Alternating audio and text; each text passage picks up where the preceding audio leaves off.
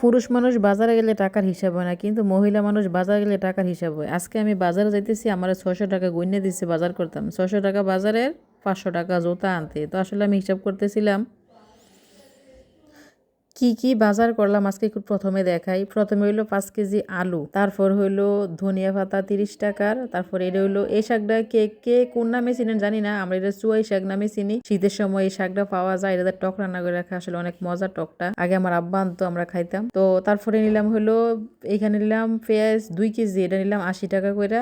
তারপরে নিলাম তাল বেগুন, বেগুনটা আসলে কত করে আমি জানি না। তারপরে হইলো পুঁই শাকের গোটা, এই সিজনে পুঁই শাকের গোটা আমার অনেক পছন্দ। তো এই পুঁই শাকের গোটাটা আনলাম 2 কেজি, 100 টাকা দিয়ে। এটার মধ্যে মোটামুটি ফুল হয়ে গেছে, এটা কিন্তু সবচেয়ে বেশি মজা খাইতে আর কি। তারপরে 2টা বাঁধাকপি, তারপরে 2টা ফুলকপি। এখানে ছিল দেশি কমলা, কমলাটা একটু কেমন যে আর কি, তবে দেশি, একেবারে অরিজিনাল দেশি। তারপরে হইলো টমেটো, টমেটো হইলো 140 টাকা কেজি। এটা একটু দাম, এটা 140 টাকা, অন্যটা আবার আর একটু কম আছে। তারপরে এখানে হইলো আমার মেয়েরা অর্ডার করছে আজকে নাকি চটফুটি খাইবো, তো চটফুটির ভুট। তারপরে এখানে হইলো কচুর ছড়া, আমরা গ্রামের বাসায় কচুর ছড়া কই। কচুর ছড়া নিলাম 1 কেজি, ইলিশ মাছ দিয়ে রান্না করবো। তারপরে হলো দেশি রসুন, দেশি রসুন 240 টাকা কেজি। কাঁচামরিচটা কত এটাও আসলে আমি জানি না। তারপরে হইলো এখানে হইলো ডিম, হাঁসের ডিম। এই ডিম দিয়ে আমি আমার বাপের বাড়ি থেকে আনাইছি। দেখেন ডিমের সাইজ দেখেন, মাশাল্লাহ অনেক বড় বড় এক একটা ডিম। 70 টাকা এক হালি, তবে ডিমটি অনেক বড় বড়। তো এখানে ছিল পুরান পেঁয়াজ, এই পুরান পেঁয়াজটা 100 টাকা, এই নতুন পেঁয়াজটা হইলো 80 টাকা করে। তো আজকে বাজারটা দেখানোর উদ্দেশ্য হইলো, আমি যখন বাজারে যাইতেছিলাম আমার জামাই আমারে দিছিল মাত্র 600 টাকা,